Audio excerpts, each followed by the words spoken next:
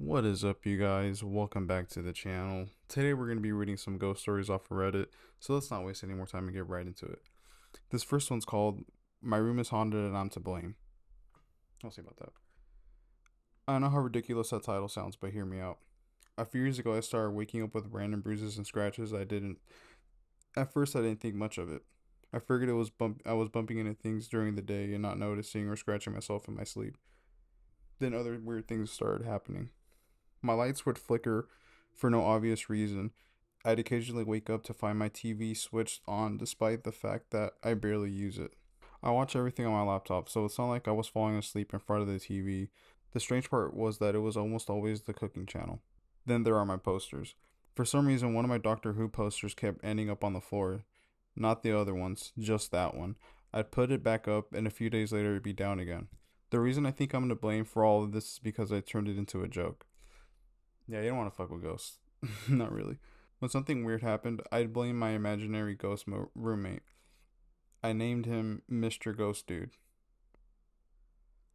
It's a little corny, I'm not gonna lie, but it's not my story, it's yours, so can't say much about that.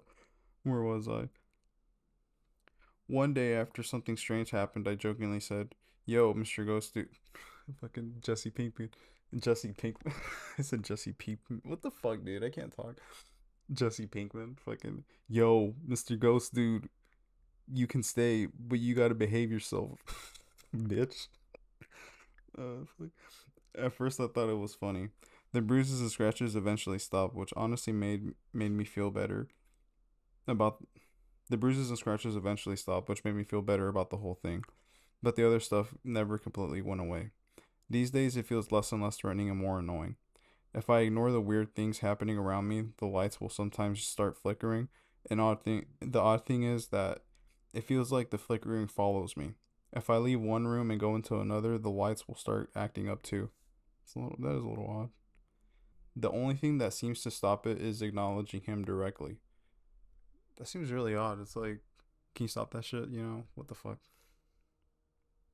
I've never really had conversations with them. You don't really want to start talking to ghosts. It kind of, because you don't know if it's a ghost, honestly. Sometimes it's fucking demons or some other shit. So you just want to leave it alone. You don't want to entertain the ghost.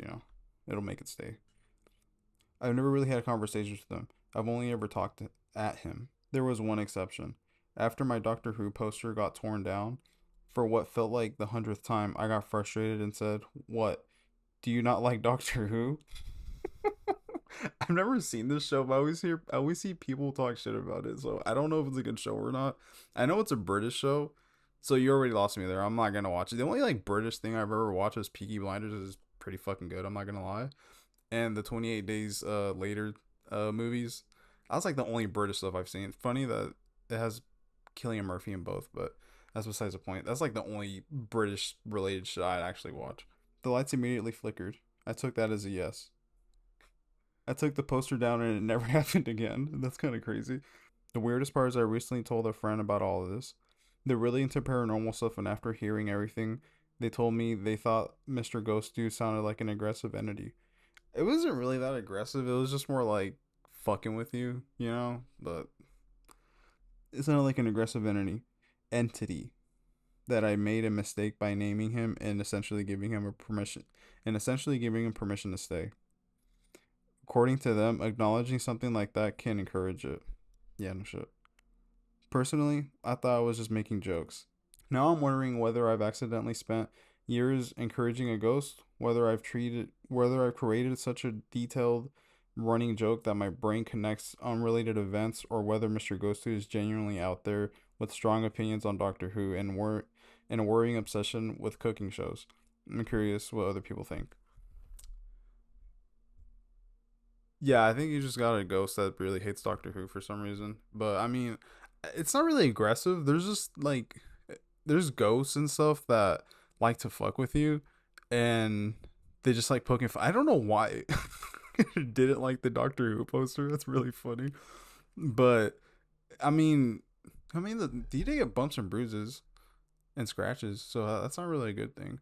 But I mean, like you didn't have knives and shit flying at you or like shit just disappearing. But yeah, let's move on to the next story. So this one's a little bit longer, so you're gonna have to bear with me. This one's called "Is My Home Haunted?"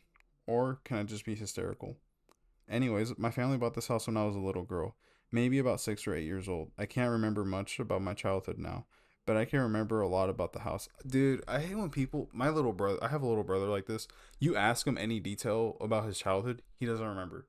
I fucking hate when people don't know or remember parts of their childhood. Dude, I remember when I was like 2, and I'm like 28 now. I remember like damn near my whole life. Like, I mean, obviously not every single detail, but I just think that's insane that people don't fucking remember their childhood.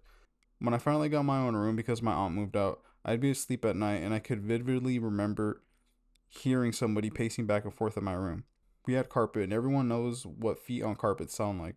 My room wasn't very big since I had a large dresser, a big bed, and a big shelf, so the pacing would be very close to my bed. I remember asking my parents why they were walking in my room because I used to sleep because I used to keep my door open, and they responded, "We'd be asleep. We never walked in your room." Yeah, that's a little scary. Sorry, I had to burp there. Yeah, that's a little scary, especially if you're a kid. Dude, I used to hate that shit when I was a kid. I'd wake up in the middle of the night. I don't know if I told the story on here already. But anyways, me and my brother would like see something at the corner of the fucking doorway. Like it was like the very very top. It was fucking weird, but yeah, I waking up in the middle of the night as a kid is fucking traumatizing. I hated that shit. So ever since then, I slept with my door closed because it is open and it squeaks really loud and lets me know if someone enters my room. Ever since I slept with my door closed, the pacing would stop, which was sometime around 6th or 7th grade. I mean, you shouldn't have a. They never mention a dog or a cat or anything because like animals, they'll kind of pace around. Like I have 2 cats, and in the middle of the night, dude, they'll just fucking run marathons all over the house. I mean, if you're a cat owner, you know this. If you have I've never really had a dog, so I don't. Well, I have had a dog, but he didn't sleep inside. But either way, I don't know how dogs act, but could it be a pet? I don't know, but they never mentioned it. The same time in middle school, maybe summer of 8th grade, I was home alone. My brothers were with my grandma and aunt. My parents were out, and it was just me. I sat in the living room with just the TV and pitch blackness. Turn on the light, bro. God damn. Fucking, there's a ghost in there. You fucking trying to scare the shit out of yourself. Then I got a gut feeling saying, "You can't stay in the house." I ignored it. Dude, I'll finish this. I'm sorry.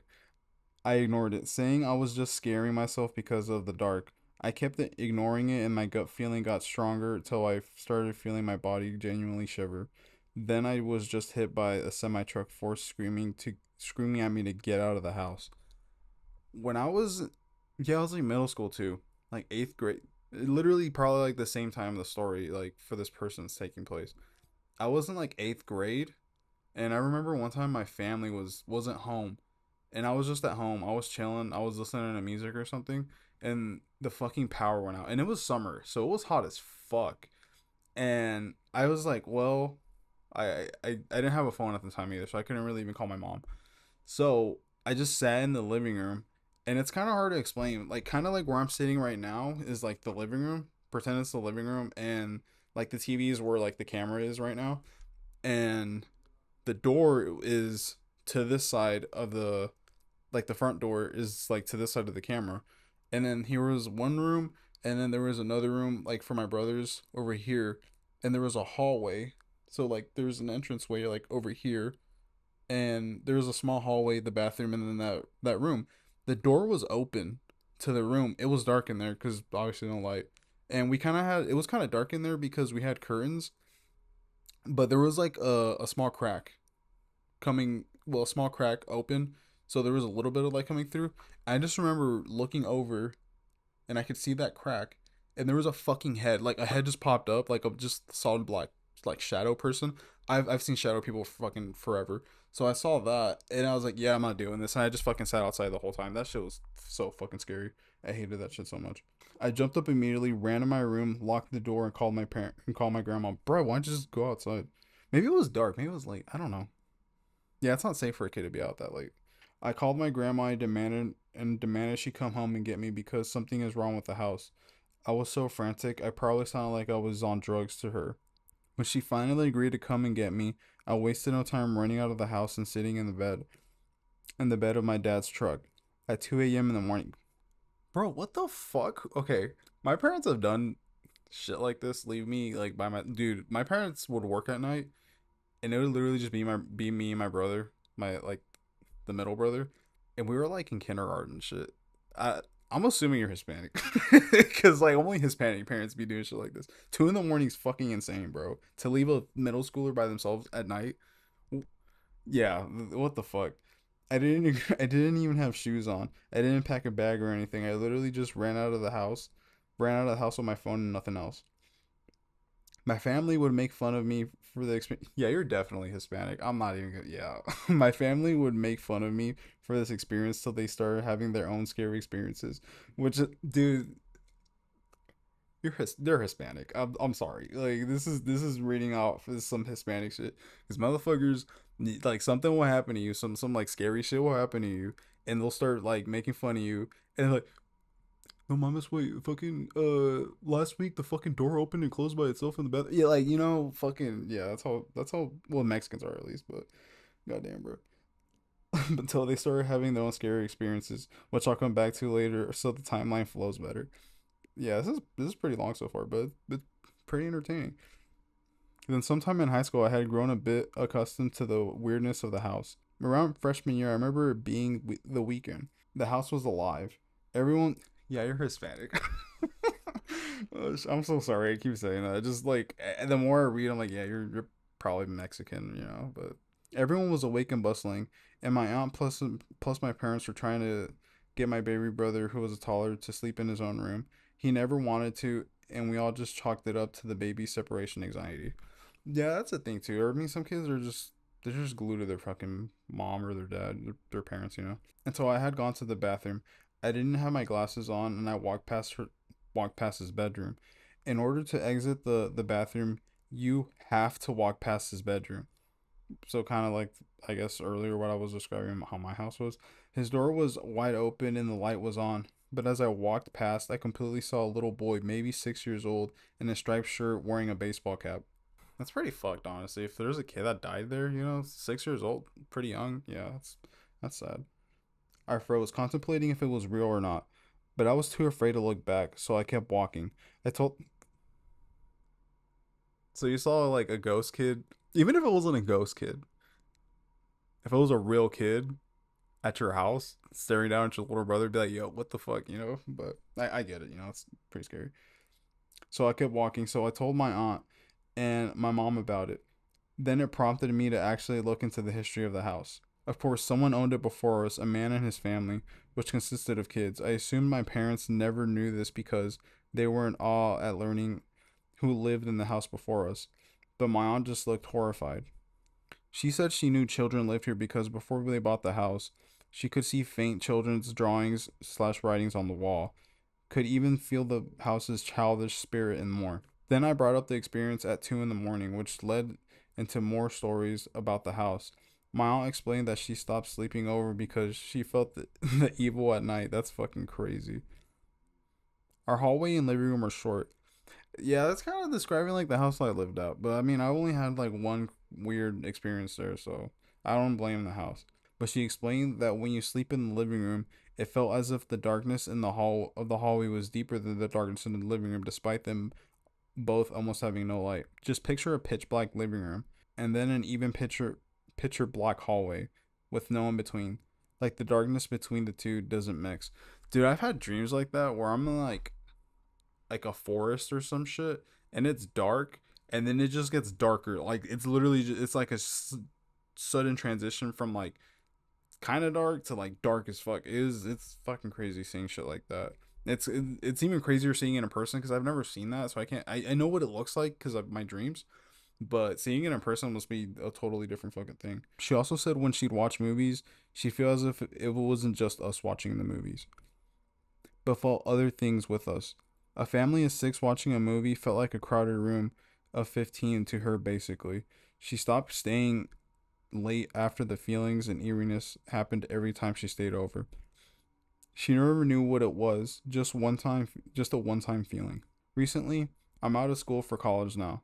And when I came back, my grandma, my mom's mom, said she hated sleeping in my room, which was odd because my bedroom was really the only one available to sleep in. I asked her why, and she said, I don't know. It just feels scary in there. I didn't press it any further because I knew what she meant.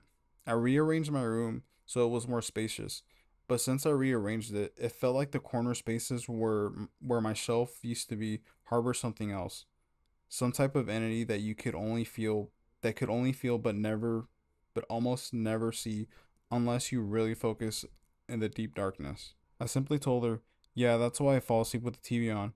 I didn't tell her how I felt about the weird being that watches you from the corner. But she picked up on what I meant. Because now when she stays the night, she sleeps with the TV on in the living room. Oh, that's sad.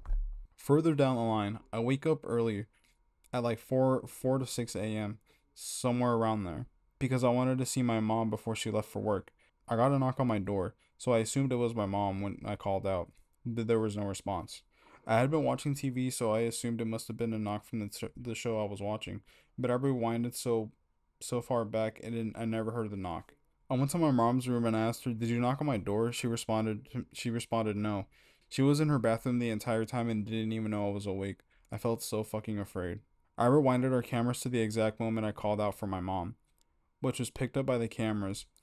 Then went further back to when the knock would have happened, and the knock never happened, and the knock was never heard on camera. Sorry. I kept rewinding it and even showed my mom, who assumed I was lying or trying to scare her. She kept saying I didn't hear anything, and I said, "Yeah, that's the point." And then I pointed out to her that if I didn't hear a knock, I wouldn't have felt the need to call out. I stayed in my room for the rest of the day, barely coming out unless my grandma or siblings needed anything. We still can't figure out what it was. We still couldn't figure out what it was, sorry. Then, very recently, about 2 weeks ago, I was asleep and then felt something punch me in my throat. God damn. Just as I was waking up, it really hurt slash stung, as if a toddler had socked me in, as if a toddler had socked me in the throat right between my chin. What? I'm so sorry. It literally, it literally hurt slash stung as if a toddler had socked me in in my throat right below my chin towards the side. I can't. So like here, I don't know, but it's I don't know. Growing up with like siblings and stuff, when they're babies, dude, they'll just run up to you and just fucking rock your shit. So I'm so sorry. When I was reading that, I just picture like a baby running up and just going bah, just right in your fucking face. I'm so sorry. I knew it couldn't have been anybody in my family because I would have been able to see them running out of my room, but there was nobody. I went to my mom and I told her something punched me in my throat, and we were joking about it because at this point, we've just grown accustomed to the haunted house. I was laughing and joking until I realized I've never been attacked. I never had whatever is in the house literally hit me. This was the first time. Whatever spirit is in the house has never done things like move items, flicker lights, etc. So the jump from being a shy, scary entity in the corner, to now being able to hit me scared the shit out of me. I fall asleep with the TV on every night at this point, and I'm finally just saying this out loud to see if I'm crazy or not. There's been smaller things happening in the house, such as shadow figures running across the hallway whenever my mom and I would watch movies. My mom explaining her bathroom would become freezing cold despite our thermostat being at 75 to 76, sorry. And even my brothers explaining they don't like sleeping in their own rooms at the time. Job, I feel like they bought this house because like she's been explaining like they've been there since like middle school to going to college basically. So what, like six 6ish years? That's crazy. That's what's I've said this before, but like it sucks when you buy a house because like you don't know if there's a fucking ghost there and you're kind of just stuck with it at that point. I forgot to mention this, but just last week, in the middle of the night, our smoke detectors began going off. Everyone was asleep, aside from me, of course, and I assumed I set them off with my incense I had been burning. But I remembered I wasn't burning any incense. So then I assumed it must have been my brother doing one of his robotic projects in his room. However, he was asleep. Then I immediately figured we must have had the stove gas going. The stove's gas going. But all the dials were turned off. Now this could have just been some wiring in the detectors, since this has happened before. But this is the first time I felt weird because unlike the last time, they went off for such a short duration than they normally would. The first time they went off, it was for about 2 minutes. Then they went off again for another 2 minutes, and then the last time again for 2 minutes. I'm chalking this up to bad wiring because the detectors weren't saying anything. Normally they'd say fire, fire, or carbon monoxide detected, but they were just blurring with no words. I'm chalking this up to bad wiring because I'm afraid I'm slowly realizing that even if it's bad wiring, that wouldn't explain why the detectors wouldn't have been announcing anything every single time. Every single time. The detectors have gone off and they've said fire, fire, even when there wasn't a fire. After this incident, I had to find my phone to find my watch, which I had done around 8 p.m. I found my watch the day after and proceeded as normal. Then, between 2 to 3 a.m., Find My Phone suddenly went off. I was extremely pissed off because I was asleep, but I figured my mom had an emergency, which was usually the one who does that to wake me up or catch my attention. However, when I went to her room, she said she didn't ping me and she had been asleep. I talked about it again in the morning and when everyone was awake. My mom figured it must have been a delayed ping when she was searching for my watch. I agreed at first till I told her I used my phone to search for my watch, not the other way around. And why would it have been delayed by 6 hours? We have no answers for this stuff, and it's not totally frightening me because in case this is one of those spirits that feed on fear, I'd rather let it starve. So is this a ghost, paranormal activity spirit, or just a mix of mind games? I wish I could type more to go deeper in depth, but so many things have happened, a book could probably be written. Again, I was assuming if they're Hispanic because the vibe, like just everything I was reading. So if they were Hispanic, like I'm surprised they. I'm assuming. I'm so sorry, like if they're not Hispanic, but a Hispanic would have cleansed the house already. Most people would have like tried cleansing the house, and that usually works. So I'm really surprised they haven't tried that. But it does sound like they have a spirit. But it is really alarming that it just punched her in the fucking throat. Like, yeah, you're not safe at that point because they could just start doing whatever the fuck, You're kind of given them that power, that permission to like do stuff like that. So yeah, I would just cleanse the house at that point. This next one's called Two Stories from a Mortician. This one's be interesting. I love. Well, I haven't really watched any videos, but I think morticians have a pretty interesting job, so I want to see a perspective from a mortician. I haven't really read a story like that, so this is probably going to be interesting. I've been a mortician for 36 years. Damn, longer than I've been alive. Holy shit. I have embalmed over 12,000 bodies. That's 12 with three zeros. That's a lot of fucking people. During my career, I've had two extremely significant event. Sorry, my cat's fucking with stop. Stop. My cat's down here. I'm so sorry. During my career, I've had two extremely significant events which have changed everything how I used to believe about death and the afterlife.